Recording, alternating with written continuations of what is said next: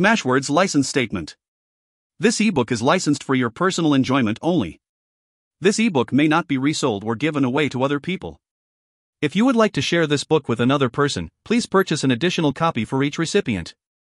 If you're reading this book and did not purchase it, or it was not purchased for your use only, then please return to smashwords.com and purchase your own copy. Thank you for respecting the hard work of this author. Mama's not back yet. Han says it doesn't mean anything, she's been late coming back before, but my gut's churning. Something doesn't feel right.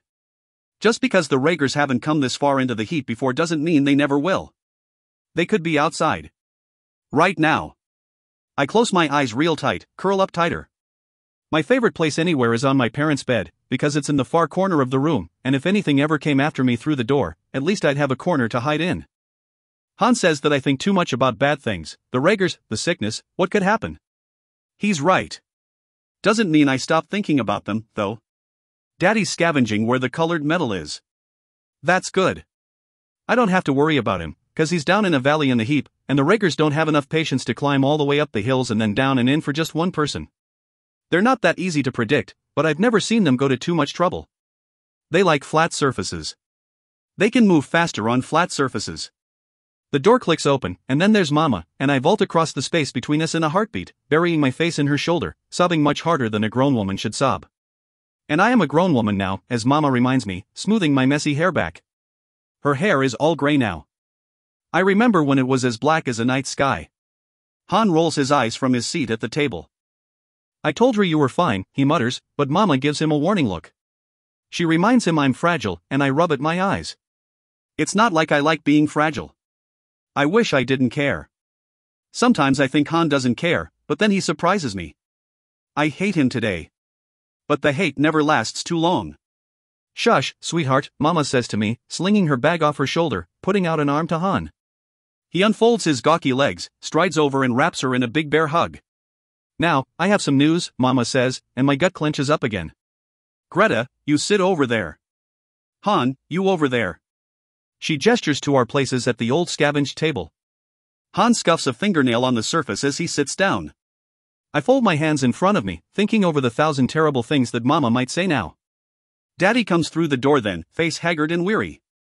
He hangs up his hat on the peg, shrugs out of his coat, the threadbare thing falling away. Like Mama, Daddy's hair is gray now, too. Something happened today, says Mama when we're all around the table, Han, Mama, me, Daddy, across and alongside each other, just like we always sit. Usually I feel okay, like I can breathe, when we're together like this, but all I'm feeling now is that my heart is beating too fast, thump, thump, thump, because Mama said that something happened today, and that's never a good way to start a story around here. Anyway, she says, looking down at her hands, all tired-like, I was digging through the two-top heap way out there, looking for some more of those bead cans we found there once, you remember, and some people came through. People. It's worse than I imagined. You didn't talk to them, Mama, I start, horror making my words thick. She won't look at me. 'Cause of course she talked to them. I gasp for air. What was I going to do, Greta, shoot them, she asks calmly, even though my whole world is swimming away in fast, uneven strokes. It'd be better than talking, I spit out real fast, but my brother is shaking his head, and Daddy won't look at me, either. We don't shoot anyone, says Daddy in that quiet voice he has. We only shoot Ragers. They could have been infected, I hiss, panicking now. Did you check? Did you see if? Let me finish, mutters Mama, and I'm kneading at my eyes, seeing shapes and colors as I roll my fingers hard over my skin. They weren't infected, says Mama firmly. I know all the signs, Greta Jane, and they had none of them. Who taught you the signs, girl? You did, I say, but not loud enough, and she makes me repeat it. My heart won't calm its fluttering. None of them had the signs, she says again, glaring at me. And they had a car. And they had room. She trails off, and now she's the one pushing a fingernail over the tabletop. She won't meet my eyes, and Han and I exchange a glance. What are you saying, Mama? And I ask it without a trace of anger, because I'm not angry anymore. I'm afraid. We're going to go with M, Daddy, and me. At first light, she says, and she says it so hard, I know there's no way to sway her. I've seen her hard like this before. When the Ragers got Mary, she turned to stone. She didn't go inward, not like some of the mothers did back then. She just got ferocious, even more protective of Han and me. I don't really remember Mary anymore. I was too little, and she was even smaller than I was. But I remember what losing her did to Mama. Mama's still talking, but I can't really make sense of the words. We'll bring people back. We'll get you all safe, you'll see, she's saying, and I know she's trying to sound comforting, but I don't hear comfort. I hear that my life is changing. Mama, are you serious? Asks Han, and he's not sarcastic this time, just wondering like. Mama nods, and Daddy does, too. We might not get a chance like this again, she says, and she's saying it to me, voice pleading, eyes wet and wide. I bite my lips so hard, bite the familiar groove where my teeth go when I'm chewing over something I don't particularly like. We'll get to the metal forest. We'll get help, and we'll come back for you, the both of you. What if you don't make it, Mama? No one makes it, I say, voice all small, and she's shaking her head, reaching out, rubbing my arm like she did when I used to get the shakes. We'll make it 'cause we have to, she says. But she doesn't say what's even truer than that. She's doing this because we're all starving. Things used to be different. I always think about the used to, because it seems it used to be better than it is now. Always used to be better. I'm stuck in used to. I know I am. But I like thinking about the times when it wasn't so bad outside. But it was always pretty bad, truth be told. I bury my face in my hands. I won't look at my parents because I'm trying to remember them the way they used to be. Daddy used to be a little taller, not stooped, and Mama had such a fierce pride. You could see it in the way her shoulders were thrown back, as if she challenged the Ragers to take another baby, to just try. Mama and Daddy haven't been themselves in years, and I know that, and Han knows that. And we're all grown up now, aren't we? If our parents don't come back, we'll make our way because we have to, because you survive, right? You always survive, try to, no matter what. I go to sleep sobbing, but all silent like. I can't let them hear me. I don't want to upset Mama and Daddy. I've seen almost 20 winters. Childhood is long behind me, and I've got nothing for certain besides my brother and an awful distrust of everything in the world to see me through. Those are the things I thank the earth for, on nights that I can see far enough to be grateful. I'm not grateful tonight. Mama's plan, as she explains it in the morning, is nothing short of crazy.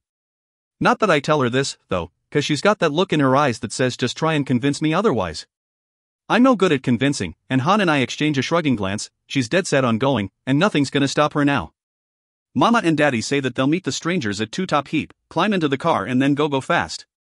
They promise that they'll have the driver circle back through the heap so that we can see the people, see that they're all right. They make us promise to wait here, wait for them to come back, at least 3 turns of the moon, and we promise, and it's right around now that I realize that Mama and Daddy are really leaving, and they're probably leaving for good. Forever. I hate that word. Greta, you take care of your brother. And you, Han, look after your sister, says Mama, stern like she used to be when we were little and moaned all the time about being hungry. We don't moan about it anymore.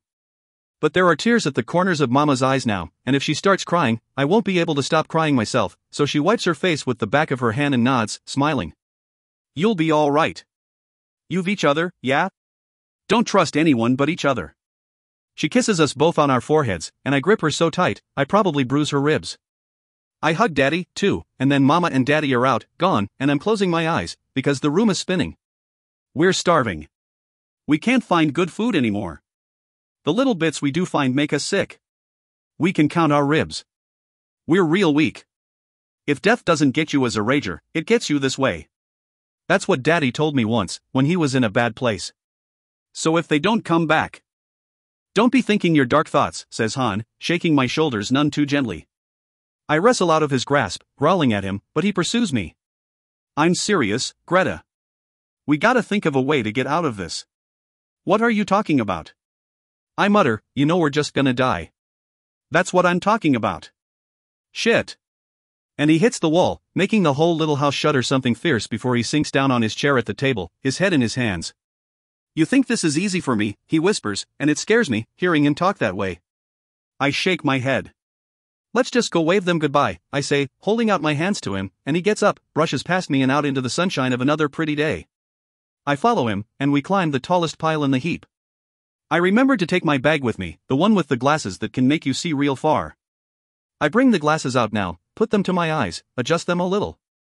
I can see the car at Two Top Heap, waiting for Mama and Daddy. I tell Han as much. I watch Mama and Daddy getting close to it now.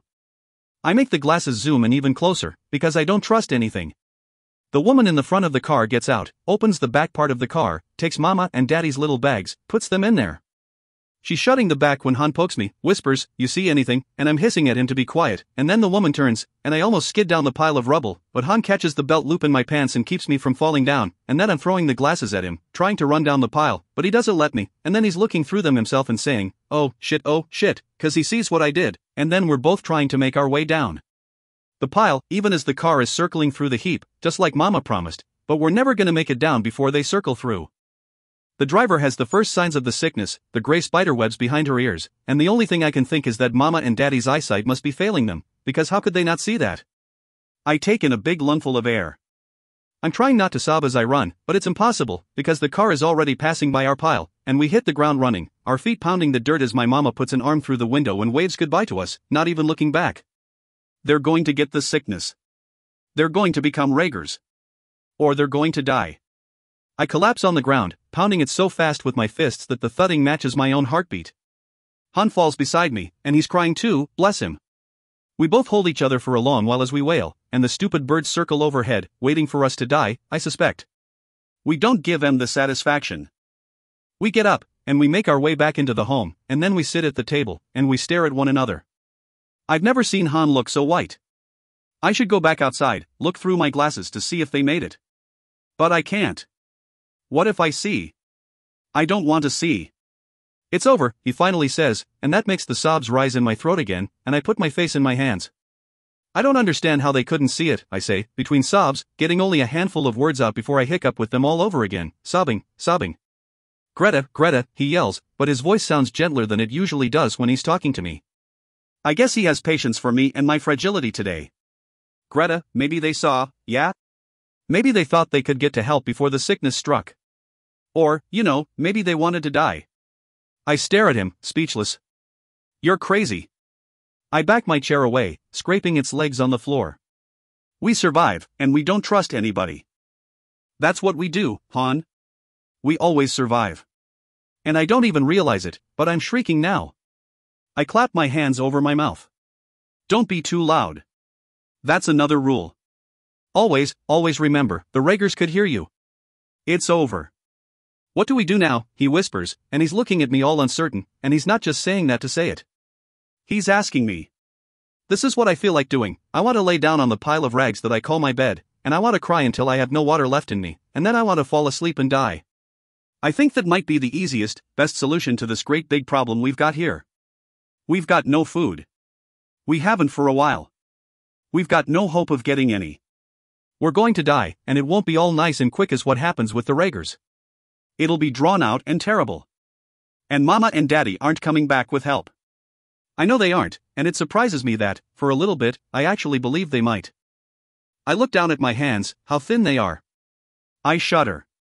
I don't really want to die, I say, and a single, fat tear slides down my nose and splashes on the tabletop.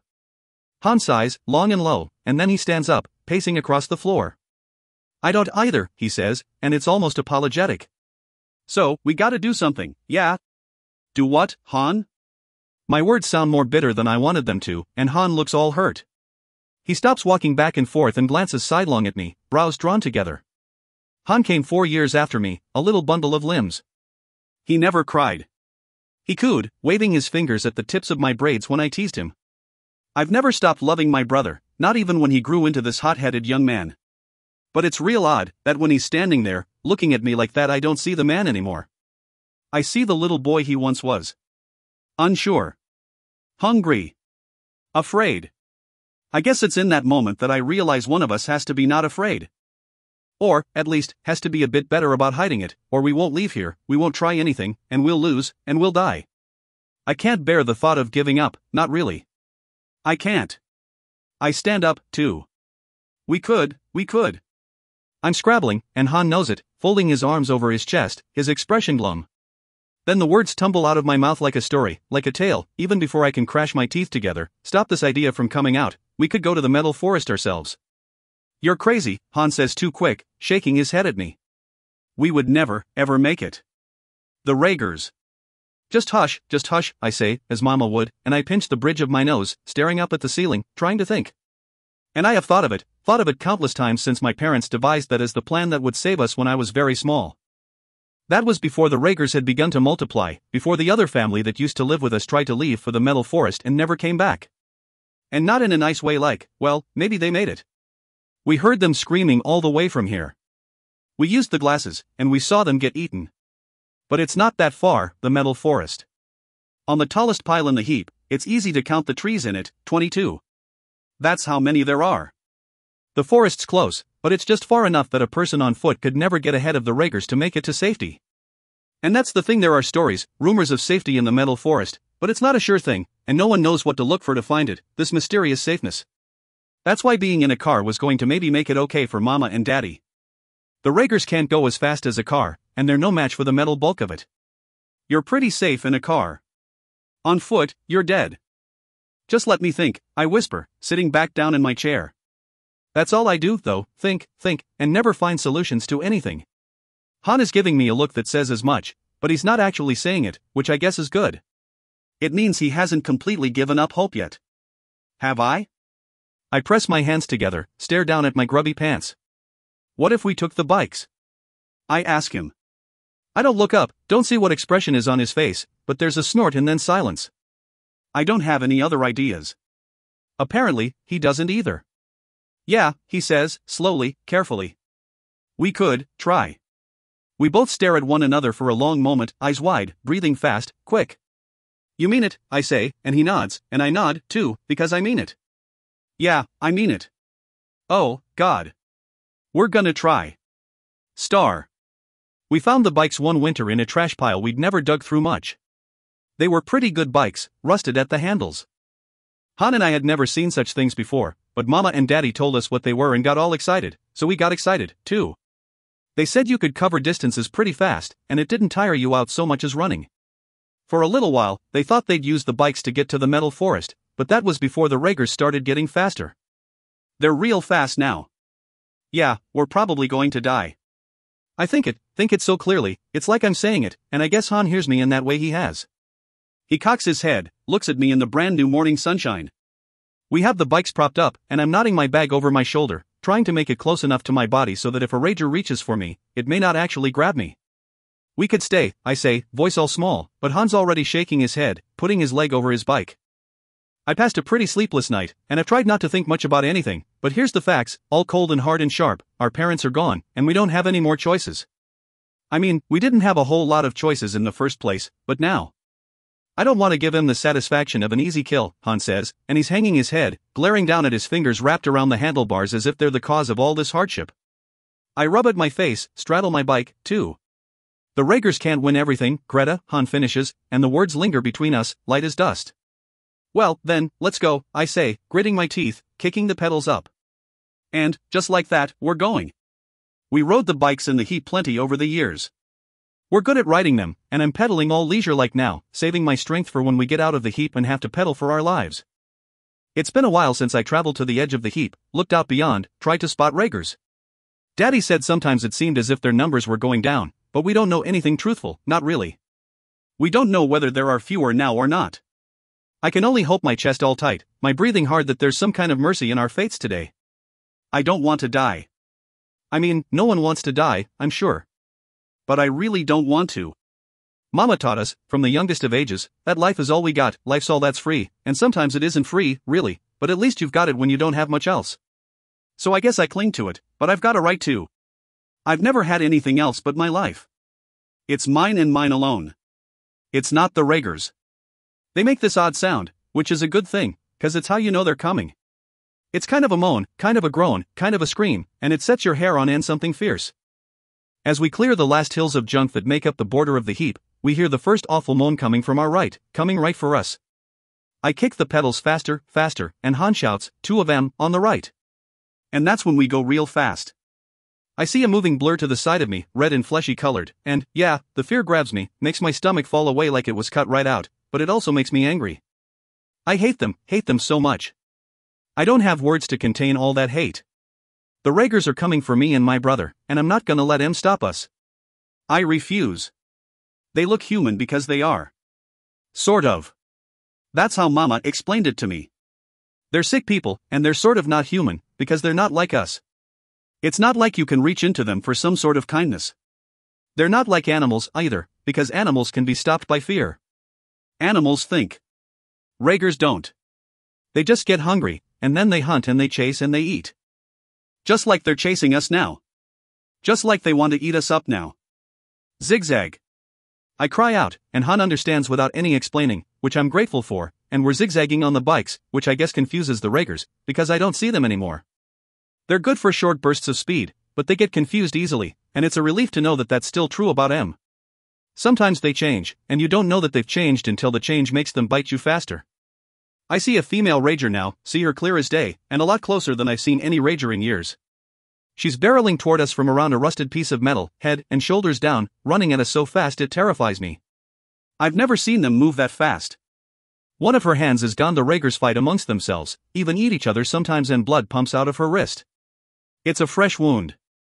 That means that, where she came from, there's at least one other, maybe more. She's up ahead and to the right, but if we keep zigzagging, maybe we can avoid her. Them. She makes such a sound now, a sound not like any I've heard before, and every hair of mine stands on end, and I shudder, closing my eyes for only a blink, but then I take in that she called the others. I've never seen Raigers communicate before, but now about 20 of them are lumbering from behind a big metal building, one of the few buildings left standing near the heap now, and I'm shouting at Han to go faster, and he's shouting back at me that he's doing his best, but keep going, and we pedal so fast, all I can think is that we've been pedaling all our lives, and maybe this is a nightmare, and maybe I'll wake up, and Mama and Daddy and Han and I will be home, and we'll have enough to eat, and we'll be all right. Han makes a little cry. He's right behind me. I look under my arm, and he's pedaling faster, face white as chalk. The Raiger behind him is so close, she makes a pass at his arms, and there's a tearing sound as her fingernails rake through his jacket. Come on. I scream at him, and he's trying, I know he's trying. I slow down, get neck and neck with him, but he's shaking his head. Don't, Greta, he growls, and I don't know if he's yelling at me for slowing down or yelling at me for yelling at him, or maybe he's just yelling at me for hoping. But he gets a surge of speed, then, and we both shoot ahead, and the metal forest is getting closer, but what's real odd about it is that, closer now, it doesn't look like a forest. The metal things don't look like trees anymore. They just look like tall buildings. We're pedaling so fast, and I'm getting weary. I don't know how much longer I can keep this up, and Han is still white, too white. But now I look up at these buildings, old skeletons of buildings. And we're between the first two, and they tower over me. Under other circumstances, maybe not being chased and all, I might find these buildings awful interesting. But as it is, I don't, and all I can think is where's the safety we were promised? And I'm pissed. Keep going. I yell at Han, and he nods, but it's a weak little nod, and he's slowed down on his pedaling. We have a trail of Raigers behind us, bellowing and tripping and running so fast.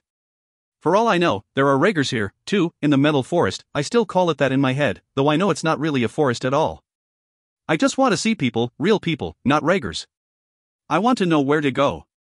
I want to find safety. I want help. I try not to think about it, but it's an angry, nagging little thought, and it comes slamming up my throat now to lodge in my head. What if there isn't anyone here to help us? What if there isn't anyone here? That's a hard blow. All my life, I knew that if we could just get to the metal forest, we'd be safe, and it was bittersweet, it being so close but so very far. My lungs constrict, and I feel like I can't breathe as the overwhelmingness of this truth fills my whole body. I think Han must be thinking it, too, because he's slowing down even more, and I remember the family we saw get eaten by Raigers. Those monsters were so strong, they broke the mama's head clear off her neck, and it was so fast, so quick, that dying. Maybe dying that way wouldn't be all that bad. A little sob catches in my throat. Am I giving up? I don't know what to do. Over here.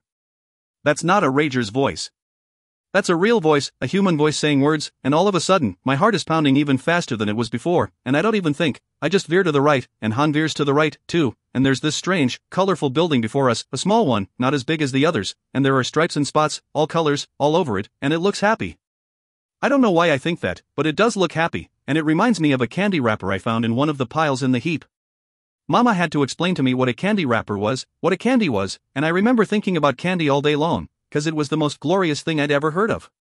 It's a woman calling out to us, a woman that doesn't look like a Raiger. She doesn't have their reddish tinge 'cause their blood is always pumping too fast where their empty eyes. She looks human. When she opens the door behind her and gestures us toward it, a cry chokes me, because the Raigers are so close, but the woman dashes inside, and then Han and I roll through the door and inside, too, and the door is shut fast behind us, and the Raigers are locked out. I run into the wall. I can't brake fast enough, but Han just sort of tips over, tangled up with his bike. I'm so dazed that I just sit on my bike in this room. There are sparks in front of my eyes, sparks everywhere, I can't focus. You're all right. You're safe, croons that pretty voice, and there's cool skin against my cheek. A hand, 5 fingers. I close my eyes. Safe. I love that word, and I hate it at the same time. But right now, I love it a little more than I hate it. I guess I black out for a little while, because when I open my eyes again, the light in the room is a different color. I feel better. I stand up and put a hand to my head. The room is pink, real pink, and there are white curlicues at the top edges of the walls and around the door and windows. The windows are barred, and the glass looks thick, but I still can't help but shudder when I look out the window and see a rager there, right there, staring at me with vacant, bloodshot eyes. Let me close that for you, the pretty voice says, and I turn toward her. She crosses in front of me, and then curtains are drawn over the window, and the light still comes through, but I can't see the rager anymore. The woman turns and looks at me, gives me a real nice smile. She's wearing a black scarf on her head, but she unties it now, takes it off, lets it flow over her arm. Her right eyebrow is arched up, like she's surprised about something. I can't help staring at her, really. The first thing I take in is that there's no dirt on her. She's all clean. Her hair is soft-looking and blonde, swept back, and she has paint on her face. It makes her lips red, that paint, and the skin over her eyes is sparkly somehow. I like it, but I've not seen anything like it before, so maybe it's the newness of it that I like. She's not stick-thin like me, all bones and skin. She's rounded, curved in nice places. I've never seen anyone with meat on their bones before, and I'm kind of awed by the sight of it. She's real pretty. Hello, she says, nodding her head at me. I'm Sabine. I'm very glad you're safe. Your brother is safe, too, so don't worry about him. I just stay where I am, staring at her, and my mouth is hanging open, so I sort of snap it shut. She giggles at that, actually giggles. We never laughed much and my family never really had a reason to. Are you all right? She asks me, and there's concern on her face. I stare at her some more, and then I look down at myself, poke my legs, my knees, my shoulders. Yeah, I guess I'm in one piece, I tell her, and she giggles again, which I decide I sort of like. It's a nice sound. I'm glad to hear that, she says, and she crosses the space between us, sits down on the edge of the bed behind me. I guess I was laying on that bed when I woke up. This close, Sabine smells like something good, and though I don't know what it is she smells like, it smells like something I'd like to eat a lot of. My mouth is watering. Are you hungry? She asks, like she knew what I was thinking. I nod real quick, and she bounces up with an "oh." The door was closed, but she's opened it now, gone out into another room, and I can smell more things out there. I smell food. I'm halfway across the room before even I know it, and then I'm out the door and standing in the middle of the next room, and if I were a religious woman, I'd likely say I'd walk straight to heaven. It's pink in here, too, with a pale blue floor, and things smell sweet. Sweet and good. That's what I notice first. The woman, Sabine, is showing me a rounded thing with crisscrosses on the top. This is a blueberry pie, she says helpfully, setting it down on a table that's checkered pink and blue. The table's so pretty, I don't want to get it all dirty by sitting at it, but she pulls out a chair for me, gestures toward it with her hand. Please sit, she says, and she's smiling at me, so I sit down, and then she pushes the pie right in front of me, and she hands me a fork, and I didn't have any manners back home, so I'm not learning any now, and I just start shoveling this pie stuff into my mouth. I know for certain that I did die and go to heaven, and I guess all that religion stuff Mama told me about was kind of right. I try to breathe around the pie I've crammed into my mouth, but I have to swallow it to breathe, and I don't want to swallow it, I want to taste it forever. Sabine sits down next to me, puts her chin in her hands, watches me with bright blue eyes. It's okay, she says, softly, gently. There's more where that came from. And you'll be fine. You won't get sick from eating so much.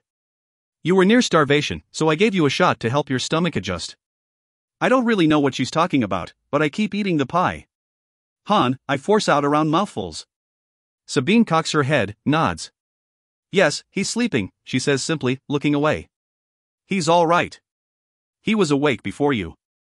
He ate a lot of pie, too. I struggle to my feet, wipe at my mouth with the back of my hand. I need to see him, I say.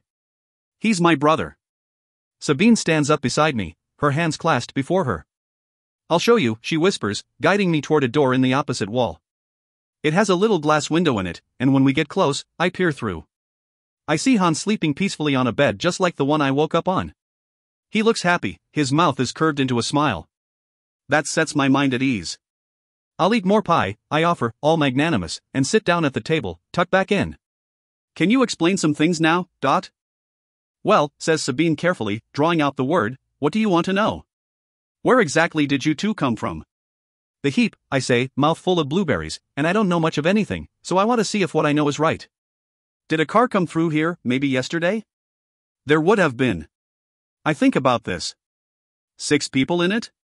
Sabine shakes her head, her mouth a thin line. I haven't seen anyone but you and Han lately. Well, and the Raegers. This makes me stop chewing for a moment, and I swallow hard. No car. So they didn't make it.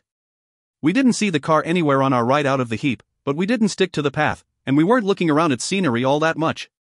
I knew they wouldn't make it. Once you get those spider webs, you turn pretty fast, but I guess there'd been some small part of me that believed they might. Was there someone close to you who? Sabine starts, but I'm crying again, wiping my mouth on the back of my arm, rubbing at my eyes.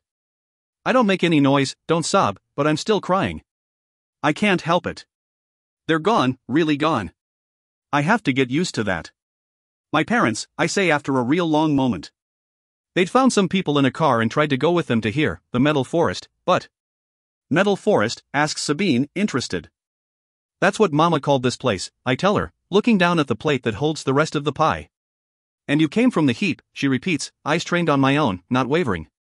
I like her eyes, they're real blue, light blue. Yeah, I say, wrinkling my nose.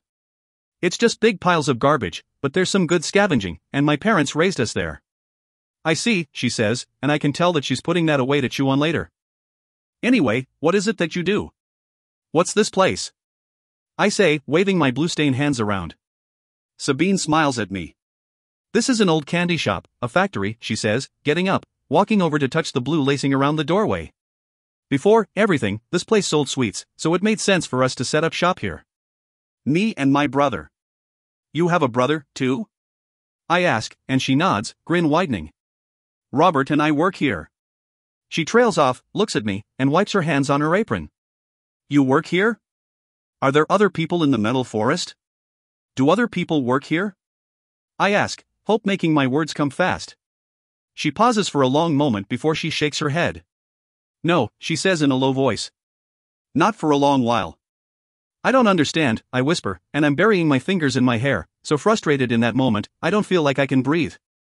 There were supposed to be all sorts of people, I hear myself saying, as if from some faraway place. There was supposed to be safety. Well, she says, and she moves next to me, sits down, pats my leg. Her hand is so warm, I feel her heat through the thin fabric. I look up. I can't read what her face is saying. You found safety, she says. You're safe here. You can stay for a while. Really, as long as you'd like. You're safe. I shake my head. You don't get it, I say, and I don't mean for it to come out all unkind-like, but it does, and it weighs heavy in the air between us. All my life, I've been looking for safety.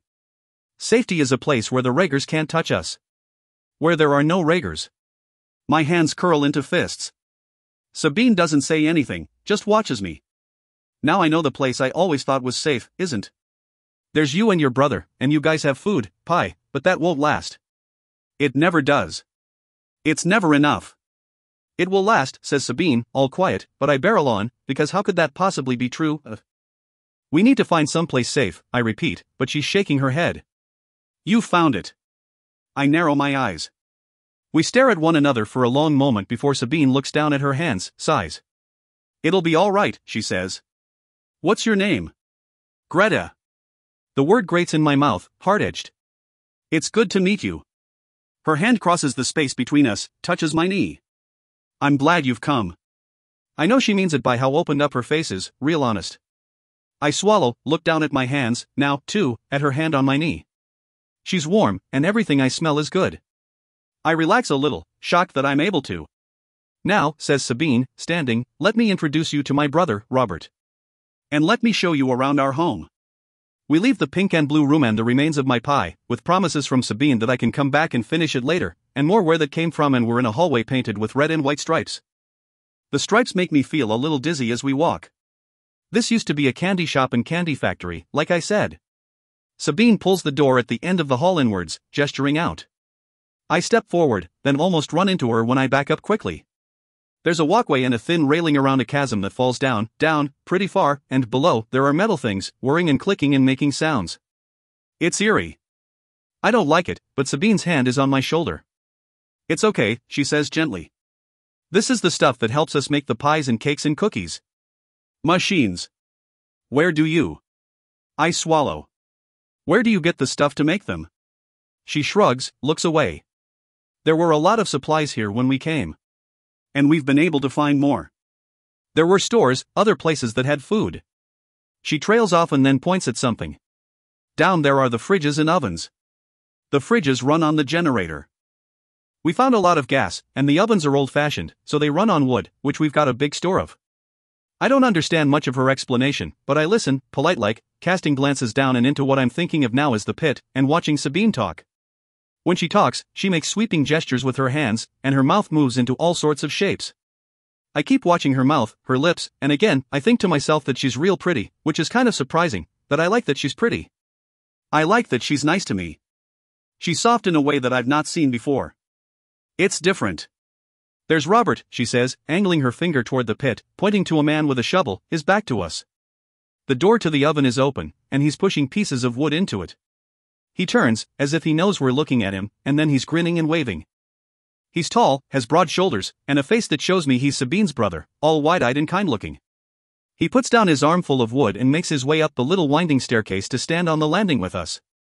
I explain about the heap to him, manage to get out the story of my parents without starting to sob again as he pumps my hand up and down, though I have to stop talking for a heartbeat or two, breathe in and out. He agrees with Sabine that we're safe now and that we need to stay here, can stay here with them. I admit, when he says it, it doesn't sound the same as when Sabine said it. I know he means it, but my mistrust gets all spiky when he talks. I'll think on that later. You must be very tired, says Sabine eventually, closing the door on her brother and the pit and the ovens and the machines. I stretch a little, arms ahead of me, shake my head. I'm worried about my brother, I want to check on him before I sleep. How safe are we? I ask as we start back along the hallway. Sabine casts her eyes upwards, taking in the faraway ceiling. Pretty safe, she says. No rager has ever broken in, if that's what you're thinking. They pass through a lot, you'll see them through the windows, but they don't linger long in the city. City, I say, and she's nodding, smiling. You called it the Metal Forest, but this place was once a city. Lots of big buildings crowded together where many people worked and lived. We pause at the barred window in the hall, look out at this city. I can't blame the Ragers, it doesn't look like a place I'd ever choose to live in. You're safe, Greta. Sabine lays a hand on my arm. I sigh. I didn't think, I say slowly, that this is how it would all end. That Mama and Daddy would just give up, that we'd end up in a place like this. I didn't think anything would ever change, and I'm sad they're gone. Real sad. A sob escapes my throat, but I swallow it down. But we're here. We survived. I can't believe. I mean, we did survive, yeah? I look down at my hands gripping on the windowsill, see how white-knuckled they are. Yes, Sabine says. You were very brave, and you survived. Outside, I watch the empty streets, the blowing bits of trash, the trees growing in the cracks in the ground, bending this way and that in the wind. I'm alive. Star. I sit on the edge of Han's bed with my feet drawn up and my arms around my knees. I just watch him breathe. In sleep, he looks just like my little brother, the little boy I remember. His breaths are small and shallow, but he's still grinning in his sleep, and he looks okay, as far as I can tell. It's night. I hate night. Bad things happen at night. But for the first time in a good, long while, I'm not afraid. Sabine showed me the doors and the locks, showed me all of the alarms she has rigged with metal things that clang together, make noise to wake you up. No way is a rager getting in here, and if one did, we'd be ready for it. Will you have some cake? Sabine calls from the next room, and I don't know what she's talking about, but I get up and follow the sound of her voice, leaving my brother to his dreams. Cake? I ask, and I sit down at the pink and blue table again. Sabine smiles widely and sets in front of me this big round thing that smells so good. I don't even know what to do with how good it smells, so I kind of just stare at it. Sabine laughs a little, flicks her finger over the cake. A bit of the brown stuff comes off on her finger, and she licks it, grinning. Give it a try, she says, encouraging. It's chocolate.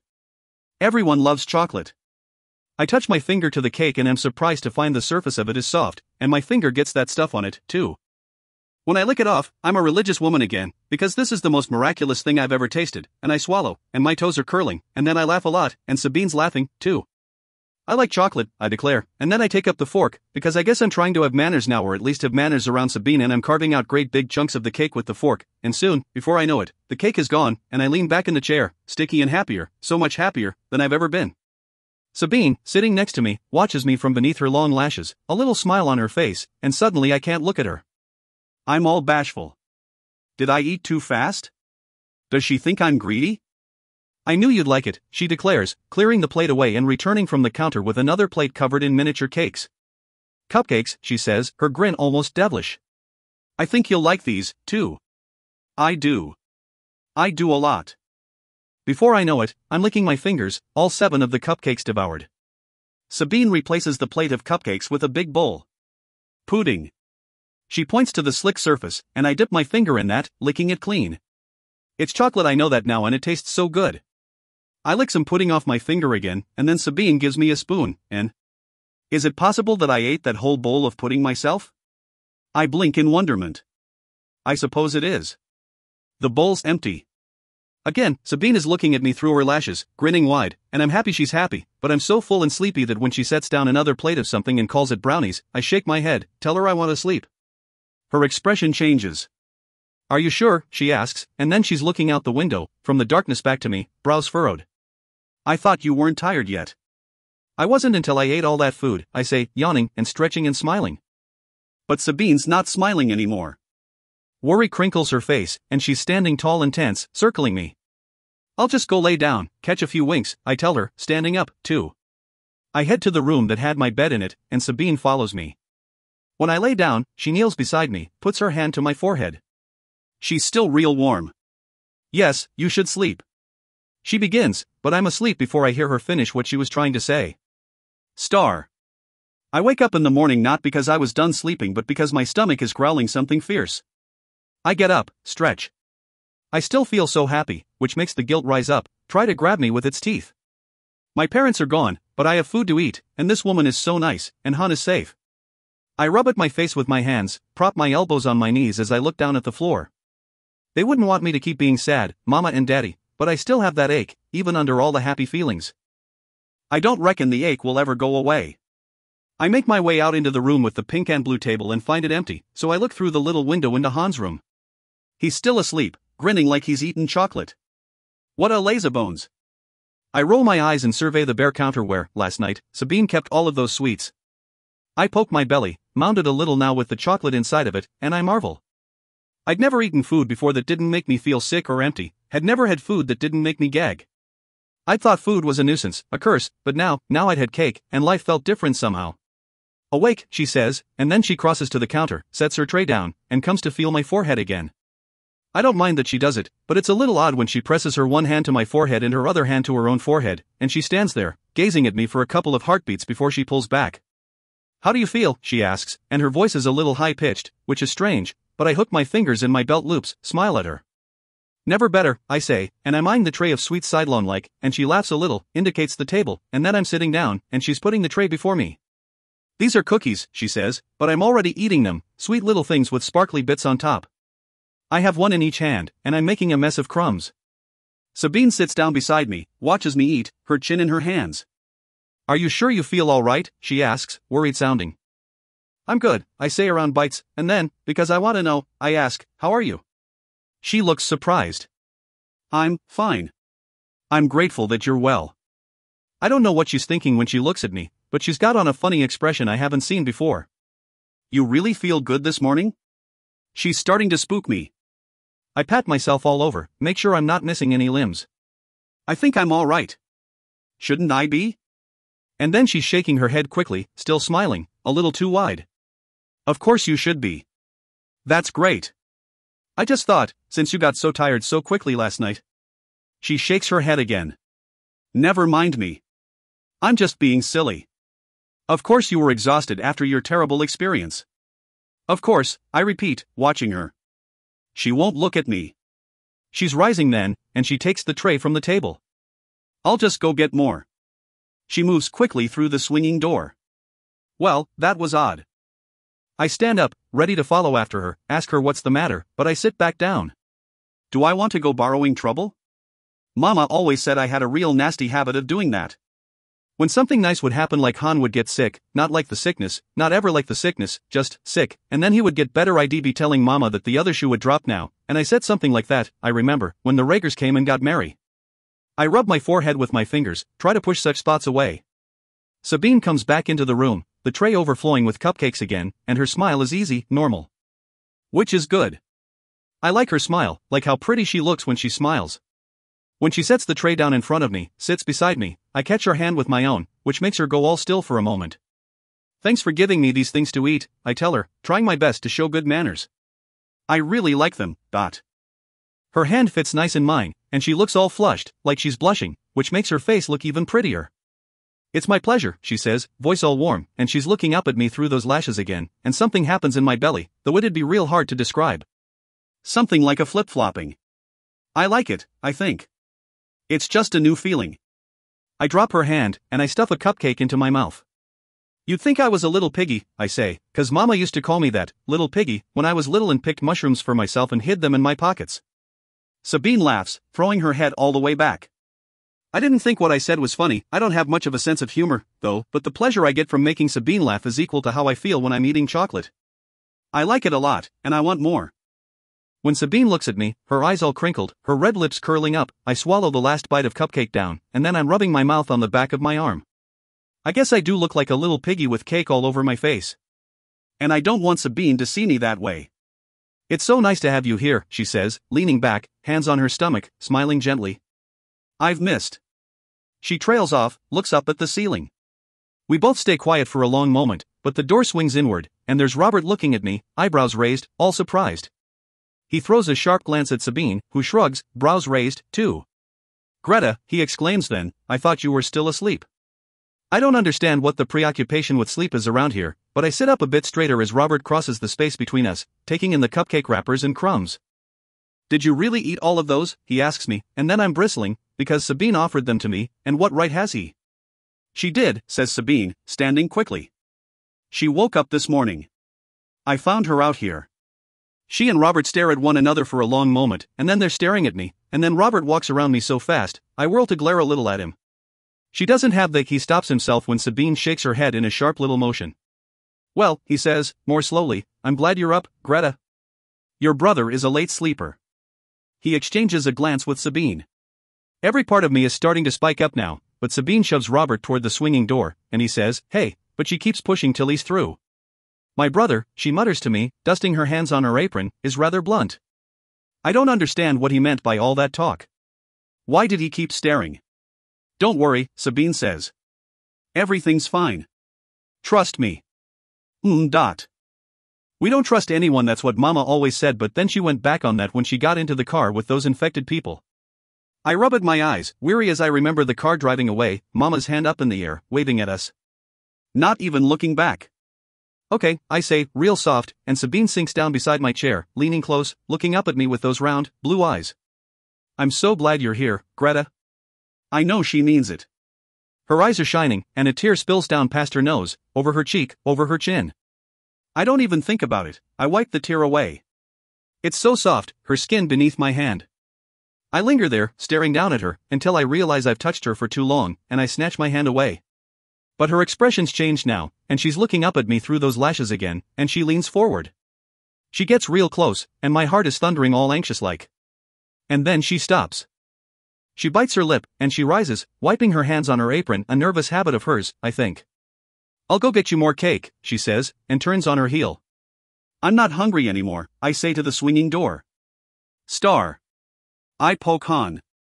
I poke his face with my finger, but he keeps on sleeping. I kick the side of the bed, not even gently.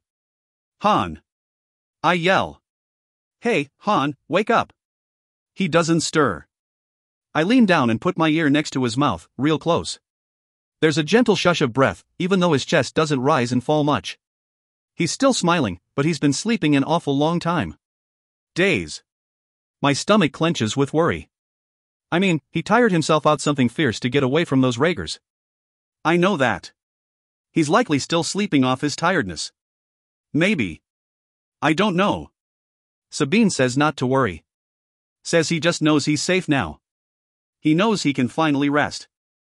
I try to believe her, but there's a nagging feeling inside of me, and I try not to think about it, but it pokes at me like a sharpened stick. I want to be helpful. Can I do some chores? I ask Sabine when she comes in to find me sitting on the edge of Han's bed. She cocks her head and folds her arms. You'll be helpful soon enough, she tells me. Don't worry about that now. But I begin, frustrated, but she's smiling again, shaking her head, and there's another tray of cupcakes in front of my nose, still warm and wafting sweetness. This is real crazy, I admit it, but I'm getting a little sick of cupcakes. I don't think I'm hungry, I tell Sabine, and her forehead wrinkles up. You have to keep eating, Greta, she says. Your skin and bones. I stare down at my skinny arms, and then I hide them behind my back. I mean, I'm awful grateful that you keep feeding me. But it seems real wasteful. What if we run out of food? We won't. Sabine sinks down beside me, leans forward, and whispers, just keep eating the food, Greta. Just until we know. Until we know what? Wait, who's we? She's rising, and she looks nervous, and I suddenly realize that what I said might have sounded kind of mean, and I'm getting up, too, but she's backing away, smiling a hurt little smile. It'll be all right. You have to trust me. Sabine turns, taking the cupcakes away. I go to my own room, flop on the bed and sulk. They're not telling me something. That's obvious enough. I may not know much about this place, or cities, or anything, really, outside of the heat, but I know enough about people to recognize when someone's keeping a secret. Should I really trust these people? Okay, they've given me food, and I'm grateful for it, but am I that desperate for crumbs that I would trust any stranger who offered me some? And I'm worried about Han, not like a little worry, but a big worry curled up in my stomach around all those too sweet cupcakes. All I've done since we arrived at the metal forest is eat, eat, eat. And all Han's done is sleep. It's not natural. I mean, after all we've been through, can we really be destined to spend the rest of our lives eating and sleeping and nothing else? Over the past couple of days, I've eaten cupcakes and pies and cakes and cookies and tarts and pastries, and I'm sick of all of them. But Sabine keeps asking me to eat, and I don't refuse her. Well, I never did before, not till today. I think I made her sad by refusing. And that makes me sad. Real sad. I chew on that thought for a moment, turning it this way and that in my heart. Mama and Daddy found each other in the heap, back when lots of people were still living there. Mama said it was love at first sight. I asked her what that meant, love at first sight, and she told me, when she first saw Daddy, there were little butterflies beating against her ribs. I knew what a butterfly was, of course, but I couldn't figure what they'd be doing inside of her. I was about 6, so I didn't understand much then. I was just a scruffy little kid. I rub at my eyes, press my hands against my stomach. Do I, like Sabine? Is that the feeling I get whenever she comes near me, when she puts her hand on my knee, when I make her laugh? Yeah, I like her. I don't know how I know it. I just know. I wonder if she likes me, too. I wonder if that's why she makes me so many good things to eat. Could that be her way of showing me her feelings? Or am I just as crazed as the Regers? I groan. Sabine knocks on my door, comes in when I croak at her. She stands there looking over me, and she's not carrying sweets. Her arms are crossed all loose over her stomach. She's just staring, and when she stares at me like that, straight through her lashes, I never understand what it means. But I like it. Will you come eat more cupcakes now? She asks me. Sorry. I shake my head. I'm not hungry. Even if I ask you to? And there's a little wheedling tone to her voice, the same tone I used when I used to ask Daddy if I could borrow the seeing glasses. I sigh, shake my head. No, I can't, I say, and Sabine nods, once, twice, though her chest rises and falls in a sigh. It's really important that you keep eating, Greta. It looks like she's going to say something more, I hope she will, but she closes her mouth, leaves the room, closing the door behind her. Star. I stayed in my room all afternoon, all evening, only leaving twice to check on Han, and I watched the shadows move behind my curtains. I knew the Regers were outside. I couldn't work up enough courage to pull the curtains back to look at them, but I know they were out there. I know they can smell us. Sabine promised me that the glass is thick, and there are bars, and Regers don't really know how to get into buildings, anyway, but Regers change all the time. What if they suddenly get real strong? What if they get strong enough to break through thick glass and bend metal bars? My blanket is tucked close around me. Now that the sun's gone, I can't make out any more shadows, but I bet the Regers are still around. My stomach's all in knots. I can't really calm down. Han's not awake yet. My worry is starting to become fear. I lay on my bed and tremble, and I hear a sharp, groaning sound, and I sit bolt upright. There are raggers, right outside, right there at my window, and then there's something scraping at the glass, and I can't take it, I just can't. I get up, tripping over my own feet in the dark. I cross to the door, and I'm out and squinting in the bright room with its pink and blue table, and the light flickering overhead is blinding. I pad quietly to the window in Han's door and peer through. He hasn't moved, his belly is hardly rising and falling. I can't even see it rising and falling. I want him to roll his eyes at me, tell me I'm just being fragile again. I used to hate him so much when he teased me, because he wasn't fragile, but I don't hate him anymore, not even a little bit. I'd give anything to have him back like he was, my ornery little brother, always making fun of me. I feel so astonishingly lonely. I wait until the feeling washes right through me, resolves in my belly, and then I turn from my brother's door, walk all fast to the swinging one that leads to the hallway that leads to the pit. I'll find Sabine there, I think, and I need to see her. The hallway with its red and white stripes is stark in the light, doesn't put me in mind of candy at all, like Sabine said it was meant to.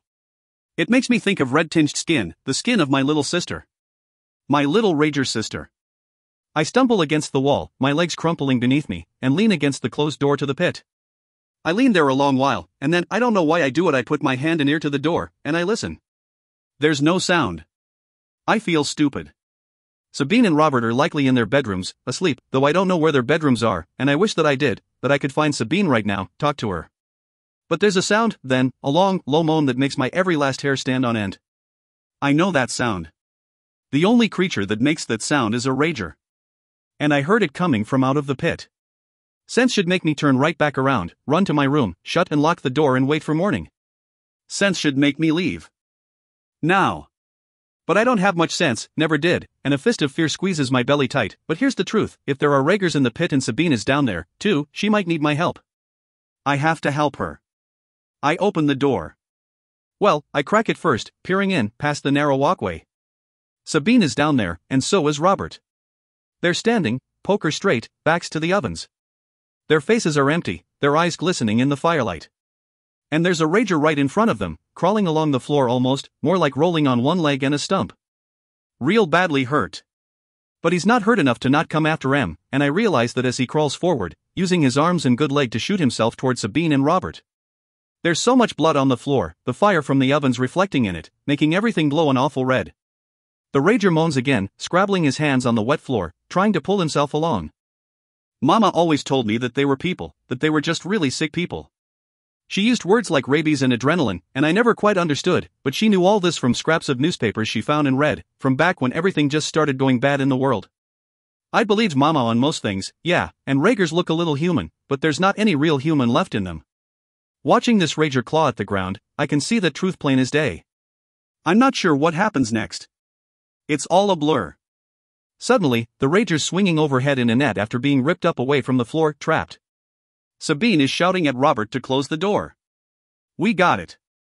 Robert runs past the swinging rager, careful to stay clear of the bloodied hand poking through the netting, trying to take a swipe at him. And then Robert turns a corner, disappears from my sight, and I hear something metal slam down, and the moaning, the maddening moaning, stops. The rager is all quiet as he dangles there, swinging and watching.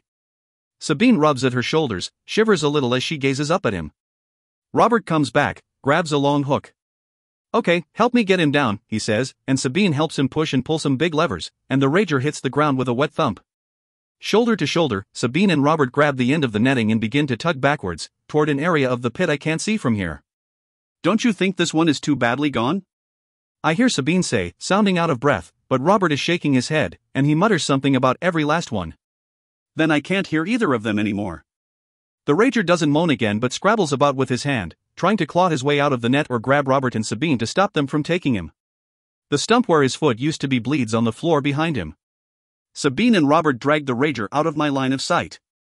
My eyes feel dry, like I haven't blinked in hours. I close the door slowly, careful not to make a clicking sound. My heart is hammering. I don't know what I just saw. I don't understand any of it. And I need to. I can't sleep. Every time I shut my eyes, I see Sabine and Robert dragging that rager along. There's a rager inside this building with us, and, yeah, it's only got 1 foot, and it's kind of mangled, but that doesn't mean anything. It's a rager, and it'd come after us the first chance it got. How did it ever get inside? I keep wavering on that. Maybe it got inside by accident, and Robert and Sabine have traps in the pit to keep us all safe. I guess that'd make sense. But somehow, it looked like they'd planned it beforehand, like they'd wanted to trap that creature all along. When Sabine comes for me in the morning, I stare at her. My eyes feel whiter than a hoot owl's. I've decided I'm not going to ask her what happened. I sort of trust her, but I'm not sure if I trust her entirely, and I'm all confused about everything. Maybe I'm just cowardly. Still, I gaze at her miserably as she holds out a tray of brownies, and her smile, a tired-looking smile, and no wonder falters. I don't want to eat, I lie, as Sabine sets the tray down on the little table beside me. The chocolate on top of the brownies glistens, but I can't eat now, not even a bite. I'm not hungry. Surely she starts, but I shake my head, pull the covers closer around me, peering out of the blanket mounted over my head. Likely I look crazy, but Sabine says nothing, only lifts the tray up and holds it in front of her heart. Greta. She looks over her shoulder, back toward the pink and blue room. It's empty. Robert isn't there. Greta, you have to eat these, she says, but I shake my head again, grip the blanket tighter. After a long, sharp moment, Sabine walks backwards to the door and sets the tray down right on the floor. I'm going to leave this here, she says, her eyes shining, hurt. Just eat when you're hungry, okay? She bows her head, closes the door, and I stare at the space she filled for a minute or two. Then I throw off the blanket and pace the floor back and forth, just like a caged rat. Sometimes Daddy got lucky and caught a rat in his trap, and we forfeit on rat stew for a good week. I stay away from the windows, and I don't touch the brownies. Just glancing at that gooey chocolate makes my stomach churn and I worry. A lot. I worry about Han, and I worry about Ragers. I worry about whether we're safe here or not. How did that Rager get in, and did he have friends? What if he's calling up his friends right now, like that Rager in the heap did with me and Han? I bite my nails until my fingers bleed. I wish I had someone to talk this over with. I wish Han would wake up. When the shadows upon the floor, seeping through the curtains, are long and low, I know the sun is thinking about setting. And that's when Robert opens my door. I came to check on you, he says from the doorway. He didn't knock. I stare at him, but he doesn't even raise an eyebrow at me. If you don't mind, Greta, he says softly, would you show me your neck? My neck? I narrow my eyes. You think I'm infected? You've been acting oddly today, he says, folding his arms. We just want to make sure. That's all. I angle my chin up, show him my neck, even fold my ears down for him so he can look at the skin behind. Robert nods, waves his hand at me. All right, you're fine. I know I am, I say, all riled, and then we're just staring at each other. Can I come in, he asks. I shrug my shoulders and slump down on the bed. Robert closes the door behind him, and then he's sitting in front of me on the floor, folding his legs up, loads more graceful than my brother ever is. I miss Hans so much. I rub at my eyes. Do you? Robert presses his hands to his knees. Do you like my sister? Of all the things I figured he might say, did you spy on us last night, or eat some of these brownies? This question never held space in my mind. My jaw hangs all slack and stupid until I huff out, nose flaring. Yeah, course I like her, I say, but Robert's shaking his head. I think you know what I'm asking here, Greta. I do. I know exactly what he's asking, but I don't know why he's asking it, and I've got a lot of things to worry over. But I guess part of me's been aching to confess. So I say, yes, I like her, and I make the like come out louder than the other words. I knew you did. The reason I say it, he says, and he clears his throat, is that my sister has been through an awful lot. She doesn't let on much that she has. And then he's looking up at me with sharp, piercing blue eyes. So just be gentle with her, okay? You're not infected. I know you've been through a lot, too. But be kind to her, if you like her. And if one thing leads to another, well, we need more of that in this world right now. But I can tell you for certain that pushing someone away isn't a good way to woo them. Believe me, I'd know. I squint at him, looking real close. I guess I didn't like Robert before. But maybe he's okay. Then I remember how he dragged that Rager across the floor, and I open my mouth to ask him what's going on, ask him outright, but I don't get the words out because Sabine opens up the door. What's all this? She asks cheerfully, striding in, wearing a different apron this time. It's pink and white checked with green gingham pockets shaped like hearts. Robert stands up and nods toward me. We were just talking about you, he winks at Sabine, and she looks to me real quick, I guess trying to figure out what we might have been saying. I shrug casual like, and stand up, too, and then I feel real stupid. I'll leave you too. Always more wood to be put on the fire, says Robert, and then he gives his sister a quick squeeze and moves past her, out of the room. He moves fast. Sabine stares down at the rejected tray of brownies. Do you want cupcakes, or cake? Pie? She's watching me with a nothing expression on her face. I shake my head, miserable as an empty stomach. I want to ask Sabine what happened down there in the pit. I want to ask her again what's wrong with my brother. I want to ask her all sorts of things, but I just stare at my feet like a fool.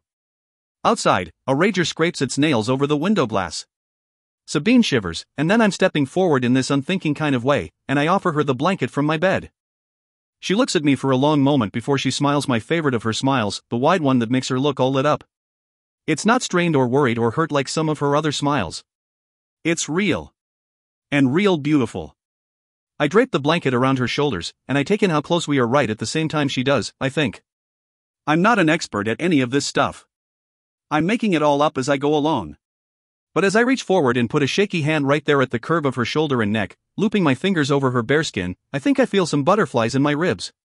Something's fluttering. And then everything just flutters right out of my mind as I move in and kiss Sabine. I didn't plan for this. I don't think you could plan for anything so nice. She tastes sweet, and that doesn't surprise me, not one little bit. Her mouth is warm and soft, and it's better than cake because she's kissing me back, and there's this lingering rush of happy in my stomach that really is like butterflies, like 1,000 butterflies. Sabine puts her arms around my neck, and I put a hand to her waist, all uncertain, but a bubbly sort of feeling races through me as my fingers find her curve there, and it's like we were always meant to hold each other like this, just like this. She's smiling under my mouth, and I break away a little. My heart thuds in every last part of me. Sabine tilts her head to the side, looks up at me through those lashes like she sometimes does, but now it drives me crazy in this brand new, wonderful way. I grin at her, too, and then my forehead is touching hers, because I can't look at her anymore, I feel so bashful. She takes a step back, laughing, and wraps her arms around my shoulders, holding on to me so tight. I'm glad you came to our candy house, Greta, she whispers in my ear in this soft, sweet voice. I'm so very glad. I start to smile again, but when I look at her, I stop, surprised, because there's this one lone tear tracing a line down her cheek. I reach up, and I wipe it away. I am, too, I tell her. Glad, I mean. And it boggles my mind when I think on how hard it was to get here, how almost impossible it seemed that we might find anywhere safe to escape those raggers. The notion that there might be someone, anyone, anywhere, I'd like to kiss, I'd never thought of such a thing, because such a thing just wasn't likely. I give Sabine a little squeeze that makes her smile. She's wiping at her eyes, moving away, clearing her throat. Are you hungry now? She asks me, and this time I nod, because I am hungry, yet nowhere near as hungry as I was in the heap, just a small sort of hungry, but it's important to Sabine somehow that I eat, and I want to please her. A moment later, she brings me in some cupcakes from the next room, and we both curl up on my bed, knees touching as I eat. I take little bites now. I think I'm learning manners despite myself. Han's still sleeping peacefully, Sabine tells me, fingering a little silver chain on her wrist. There's a funny-looking animal dangling from it that kind of looks like a horse, but there's something pointy sticking right out of its forehead. I'm worried about him. Real worried. You know I am. I put down a half-finished cupcake, crinkling its wrapper up in my hand. Do you think he needs some doctoring? Mama always did the doctoring, so I don't know. But maybe he's hurt? Maybe the chase was just too much for him. I mean, I've tried shaking him and hollering in his ear. He won't wake up. I nibble on one of my fingernails. He's not hurt, Sabine says, a bit too quick. He'll be okay, Greta. He'll wake up soon. You have to trust me, Dot. What's that got to do with trusting you? I ask her, but she's shaking her head, urging me to finish the rest of my cupcake. I sigh, but I eat it because it's not chocolate, and I'm sick to death of chocolate. I have a feeling, she says, as I chew, that if you're patient, you'll be pleasantly surprised. I think he'll wake up any day now, well, and rested because of that long sleep. It's true I don't know anything about doctoring, but none of that sounds natural to me. I bite my tongue and watch her out of the corner of my eye finagling with her silver chain, nervous like. I'm confused, that's what I am. That kiss was the sweetest thing that ever happened to me. I really like Sabine. She's kind and smart and funny and pretty, and she's soft in all the right places. I love her smile. But my brother won't wake up, and she keeps wanting me to eat cupcakes, which is all sorts of crazy. And she trapped a rager, and I don't know why. And my gut keeps telling me not to ask her about it, so I won't. But I've got to get some answers somehow. Star. It's pitch dark. Sabine left a long time ago, but her scent lingers in my room. It's like sugar and pie crust and apples and berries and niceness. I keep burying my nose in my blanket, catching a whiff there, as I lay on my bed, butterflies beating against my bones, something fierce. I can't stop thinking about her. I close my eyes to the darkness. Tonight, I'll get down to the bottom of all of this, and then there won't be anything scary or strange to get in the way. I'll figure out for myself how that rager got in, probably see that they have traps set out, and then I'll just calm my stupid doubts, and everything will be fine. And Sabine's right, Han will wake up, and then I'll be the one making fun of him for sleeping so long and acting all lazy. Okay. I got my plan. I'm gonna do it. Earlier, I asked Sabine, all sly-like, where Robert and her go for some shut-eye. She laughed a little, told me their bedrooms are right off the pit, like I thought. And that they go to bed around midnight. There's a clock in the room with the pink and blue table. I know where the hands go for midnight, so I got that covered. When it's past midnight, I'll just go down, do some snooping, find out what I need to find out. And then I can stop fretting. I can't wait to stop fretting. Time drags. I wait so long, I can't bear it anymore. I get up and move into the next room. The light in here is always too bright. I squint in at Han through his door, still sleeping, still wearing that stupid grin on his face. I opened his door up to check on him, because I have to, because I'm too nervous not to. I brush my hand over his cheek, and it feels so cold. My fingers come away with crumbs on them. I bend close to kiss his forehead. Oh, Han, please wake up. Please. Back out beneath the flickering light, the hands on the clock point to past midnight. I take a deep breath. It's now or never, like Daddy used to say when he went out into the woods to forage for food. I'm gonna go. I'm gonna do it. My stomach is churning something awful. I bite at my fingernail, and then I push through the swinging door and tiptoe down the long red and white striped hall. I wait at the end of the hall, and I listen hard and close, but there's no sound from the other side of the door, save for those machines. It's unnerving how they keep making noise, even when Robert and Sabine stop working with them. We didn't have anything so fancy as machines in the heap, but I'd read some paper scraps about them. There are doors off the main floor. I sneak behind a whirring box. Any one of those doors might be Sabine or Robert's bedrooms, and I don't want them to see me, because then all sorts of uncomfortableness will happen. I've decided that, if I'm found, I'll say I was sleepwalking and hope to high heaven that they'll believe me. I didn't come close to believing myself when I whispered the words aloud in my room, testing out how they sounded. But I've always been a rotten liar. Once I told Han that there was a great big fish with teeth as sharp as knives flapping around in the well outside, and he didn't even go look and see because he knew I was fibbing. Really, it was just a jagged old stump that looked like a fish to me, anyway. I don't quite know what I'm looking for here, save for the rager. If he's still inside, that's when there'll be uncomfortable questions, cause I'll be the one asking them. No one's crazy enough to keep a rager in the same place they sleep, are they? Sabine and Robert sure don't seem crazy. Well, besides making me eat all of those cupcakes. I guess I'll have to peer through the windows and the doors down here. I walk around the whole room first. There's nothing in the pit but the ovens and the fridges and the other machines that Sabine says make the pies and cakes. I'm curious about the fridges, so I try to open one. I've been wondering about the ingredients for cakes. But the door won't budge, and I give up after a few tugs. Now my skin's prickling. This is kind of nerve-wracking, sneaking around down here. It's not a forbidden place, but it feels like it is, and Sabine and Robert don't know what I'm doing. I am sneaking. I rub my hands over my arms, trying to smooth down the little goosebumps. Finally, I peek through the window in the first door to my left. I don't see anything much beyond darkness inside, shadows. I could go in to have a look around, but... I breathe deep. What if this is Robert or Sabine's room?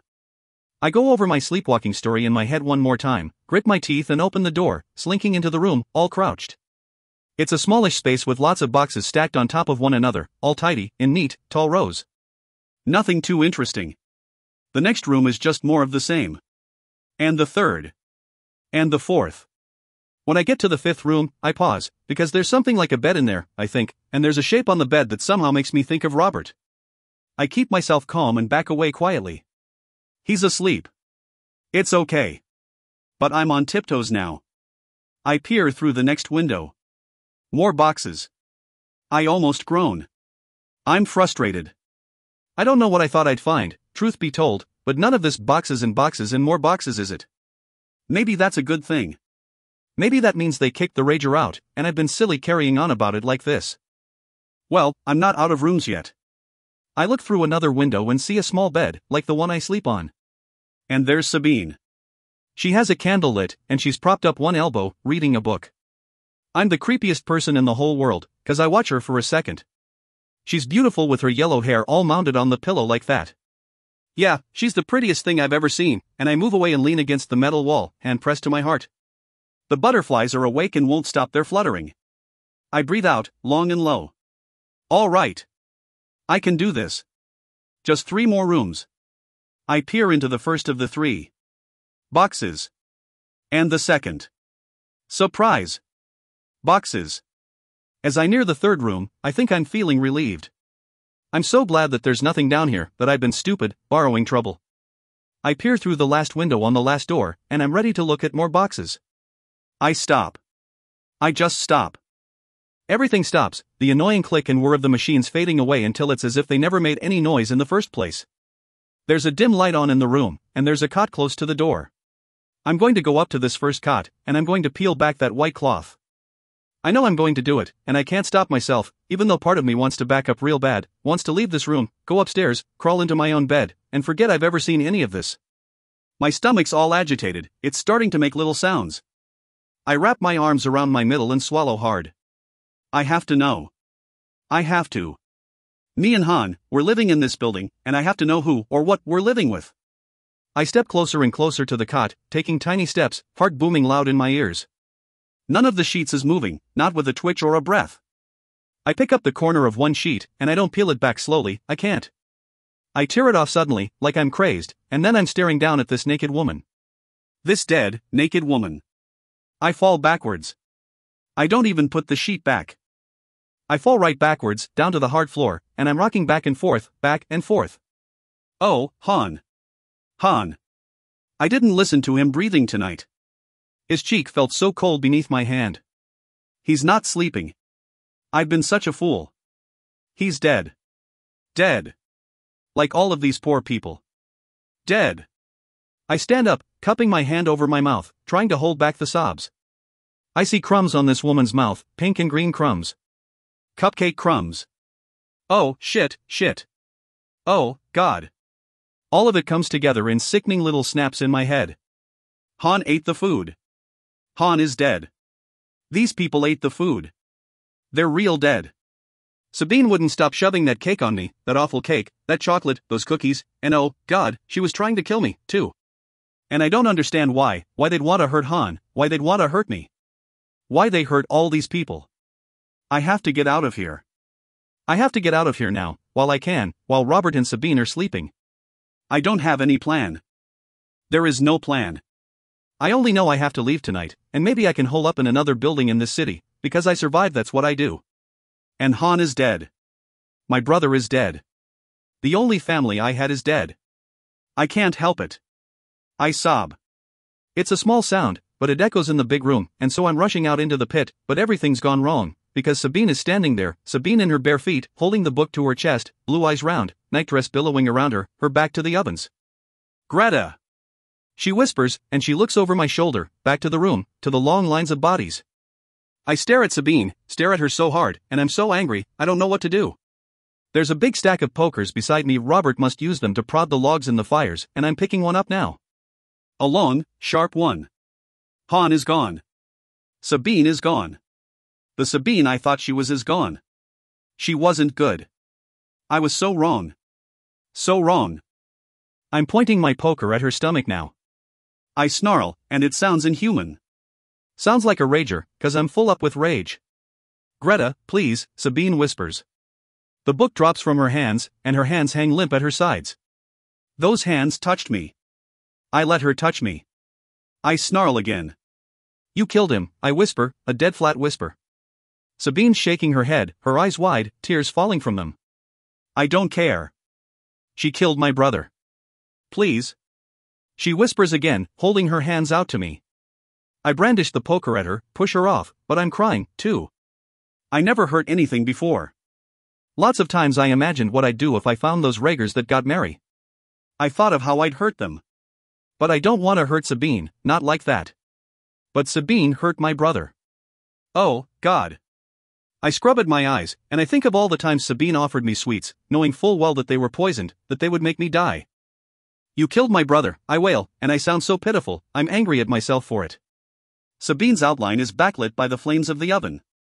Please listen to me. I know this looks terrible. Robert was right. I'm so sorry. I should have told you the truth. I didn't want to upset you, frighten you. You're so afraid of the Raegers. But please believe me, your brother isn't dead. We didn't kill him, Greta. We were helping you, both of you. Lies. I hiss, and I step forward with the poker, and Sabine steps back, nearer to the oven. Her nightdress is close now to the licking, curling flames, and she's shuddering. Sweat drips down the small of my back. My hands are shaking. I can't hurt her. She killed my brother. I can't hurt her. It should be easy, she's evil. Bad. She killed all these people. She killed. Please believe me, she whispers, voice quiet. Please believe, Greta, that we were helping them. It's wonderful, actually. And she's smiling now, though it's awful looking, crazy looking. Greta, we found the cure for Raegers. I laugh, spite making my lips twist. I raise the poker higher, holding it with 2 hands now. I'm not stupid. I know there's no cure for Raegers. All those people in there were Raegers once, says Greta, talking fast. Greta, your brother was infected. INF, Han, no. My mouth is hanging wide open. That's not possible. It isn't. We were together, always together. Always careful. We were in the house together, and we rode through the heap together. We were never even up close to any Raegers till we rode our bikes here to the metal forest. Rode our bikes through that horde of Raegers. I stare at Sabine for a very long, hazy moment, thinking. Could Han have been bitten by a Rager while he was on his bike? He was a mite peaked when we crashed into the candy shop. But he looked so peaceful sleeping. What if that just meant he was dying real slow, poisoned to death, and I'd been too stupid to notice? Mama told me to trust no one. That's one of the rules. That's how we survive. My brother and I. Sabine is saying now, wringing her hands together. We worked on the cure for a long time. We lived with an old man, a scientist. He was a sort of father to us. He taught us, schooled us. He was getting close to finding a cure. Every day it was all he could talk about fat proteins, and we were his assistants. Until he died. She looks at me through her lashes, and I almost lose my grip on the poker. We figured out the cure, Robert and me, years and years later. We studied all of the notes, tried again and again hundreds of times, Greta, and we finished his work. We found the cure. And if the Raegers eat the cure, they go to sleep for a little while. Their vital signs weaken, fade down to almost nothing, as the process reverses, as the virus is devoured. And they wake up after the final phase, a 24-hour period of deep coma, cured. The 24-hour period is almost over, Sabine says softly, for Han. He'll wake up soon. He'll be as good as new, better, and he'll be cured. Something darkens within me, and I tighten my hold on the poker. If this works so well, where are all of the other cured people? They left. She stutters. They've all left. They wanted to go back to their lives, to their homes or their families. But I'm just shaking my head. You've never cured anyone. Greta. Her voice is a whisper. There are tears streaming down her face, but I can't tell if it's from feeling sorry or from standing so close to the oven. I would never do anything to hurt you. I've done everything I could to help you. From the moment we met, I knew I care about you. There's. Her hands harden into fists at her sides. I understand that it's difficult to believe. But I'm asking you, she says gently, to trust me. I stare at the oven behind her. I could push her in. I could push her in and shut the door, and I could leave, escape, while she burned. The idea shocks me something awful. I could do it. I would do it if I knew she was wicked. But I don't know that. Do I trust her? I don't know that, either. I don't know. I don't know what to do. I drop the poker. It clatters on the floor. I'm not going to hurt her. And suddenly Robert is in his doorway, blinking sleep from his eyes. What's going on, he asks, but I'm turning away, turning fast, because I can't look at either of them. I take the stairs 2 at a time, run over the walkway, out the door, and then I'm through the red and white hall, and then I'm at Han's bedside, and I'm on my knees next to him, pressing my face into his blanket. I can't hear him breathing. I sit up, take his cold hand in mine, and I cry. I thought I'd lost everything. Have I? Trust me, she said. Believe me, she said. I really want to. Star. Greta. Greta. Greta. Someone's shaking my shoulders hard, and I say, ow, and try to straighten up, but my head feels fuzzy, and my back's all stiff. I guess I fell asleep, and I can't move much because I slept funny, but suddenly I'm moving. Someone grabs me up in a great big bear hug, pushes the air right out of me. I whine a little and rub at my eyes. Han is squishing me till I can't breathe, and I start to push him away, yawning, and then I stop yawning, and I take in that Han is not dead, and Han is hugging me, and I shriek, and I hug back, and we're both laughing, crazy laughing, tears coming out of our eyes. And then we sober up, and we just stare. We're alive, Han says, but he doesn't sound like he believes it much. I guess he's waiting for me to nod, like he's not going to believe it until I agree with him, so I nod, agree. We are alive. He's alive. I grab him real quick and push away the hair behind his ear. There are no spidery gray lines there. There's nothing. Han's not infected. And he's alive. I breathe deep, and I sigh, and then I'm standing, helping Han up, too. He's slow, his legs wobble like pudding. I'll have to tell Han about pudding. I help him sit down on the edge of the bed. What happened, he asks me. I just remember the bikes and the Raegers. How did we get here? I mean, we're safe, yeah? He's looking all over, taking in the walls surrounding us. Yeah, we're safe, I tell him, and I tousle his hair. I know he hates that, but he doesn't moan about it now, and I grin at him, just a little grin. You lay back down, okay? I'll go get you something to eat. You're joshing me, he says, eyes wide as pies, but he lays back down, anyway. Really, Greta? Food? Real food, dot. Yeah, I smile. There's food. When I'm out in the room with the blue and pink table, I lean against the wall, raking my hands through my hair, over my head, eyes closed. Han's awake. Sabine told the truth. What did I do last night? I was angry. Real angry. I thought she'd killed all those people. I thought she'd killed Han. Fear eats up my stomach in little bites. I said some rotten things to Sabine. I swung a poker at her. I didn't know. I didn't trust her, not enough. I straighten up. I'm going to go down there right now, and I'm going to tell her how sorry I am. Sabine's standing in front of the swinging door. She stares at me with her blue eyes. Her hands are folded up, and her face seems kind of folded up, too. Sad, I guess. I can feel her sadness. He's awake, she whispers, scared like. Scared of me? Sabine, please. Oh, please forgive me. I cross the space between us in 2 leaps, and I'm on my knees before her. I don't touch her. I just kneel there, heart hammering. I was afraid, I tell her, and she crouches down beside me, and she's hugging me, holding me so close I can smell her sweetness. My sobs are muffled against her shoulder. I've been so afraid.